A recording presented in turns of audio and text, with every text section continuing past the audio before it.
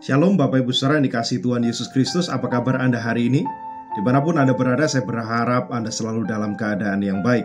Dan sangat senang saya kembali bisa menyapa Anda melalui program Sapaan Gembala GKI Manyar, secara khusus pada masa Raya Paskah tahun 2022 ini.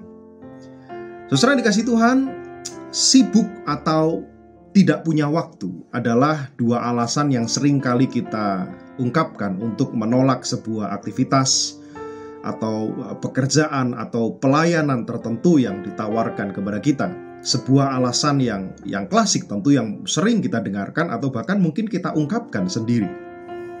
Nah saudara, tapi pertanyaannya adalah, siapa di dunia ini orang yang tidak punya kesibukan tersendiri?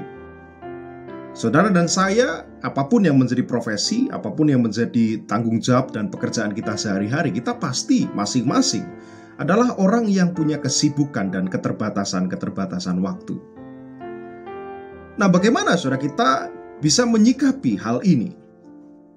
Bacaan kita hari ini dari Filipi pasal 2 ayat 19 sampai ke 30 ini menarik sekali, sebab di sana disebutkan satu nama rekan pekabar Injil Rasul Paulus yang bernama Epafroditus.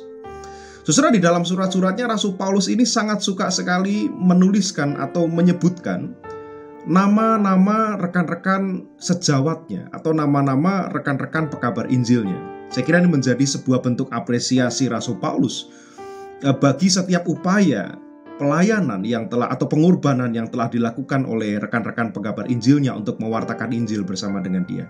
Sehingga dalam beberapa catatan surat pastoralnya yang dikirimkan kepada jemaat-jemaat, Rasul Paulus memang mencantumkan nama-nama rekan pekabar Injilnya dengan sangat detail sekali. Nah, salah satu nama yang disebutkan di dalam bacaan kita hari ini yaitu rekan Paulus yang bernama Epafroditus.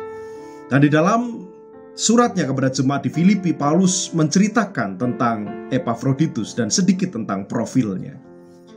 Dikatakan di sana, saudara, kalau Anda membaca lengkap bagian hari ini, Epafroditus digambarkan sebagai orang yang sangat mendukung pelayanan Paulus. Bukan cuma mendukung, tetapi dia bahkan dikatakan di ayat ke-27, dia melayani bahkan sampai sakit dan nyaris mati, saudara. Bukan cuma sakit, tetapi sakit, dia melayani sampai sakit dan nyaris mati. Dan ini menyiratkan sebetulnya betapa besar cinta kasih dari seorang yang bernama Epafroditus ini kepada pelayanan. Betapa dia punya cinta yang sangat besar kepada pelayanan, pekabaran Injil, dan pembangunan jemaat Tuhan, kepada gereja.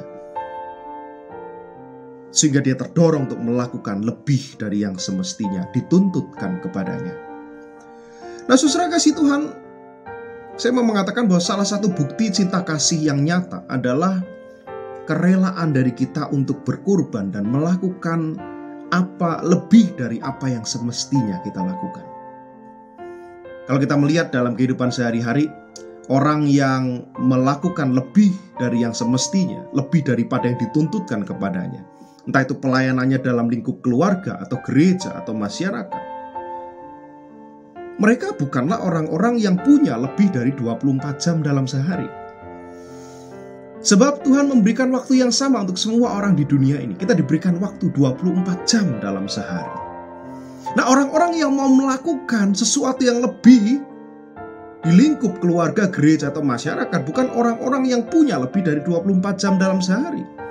Tapi mereka, orang-orang yang mau berkarya lebih bagi keluarganya, bagi gerejanya, bagi masyarakatnya, adalah orang-orang yang mau mewujudkan cintanya bagi sesama, bagi Kristus dan sesama, dengan cara menyisihkan waktu dan tenaganya secara lebih untuk orang-orang yang ada di sekitarnya, bukan untuk dirinya sendiri.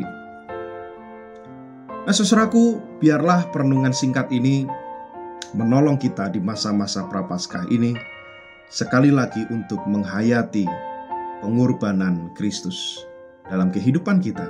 Dan Kristus yang berkorban itulah yang juga mengajak saudara dan saya untuk mengikuti jejak keteladanan dan pengorbanannya bagi sesama dan bagi dunia ini. Selamat menghayatinya. Salam.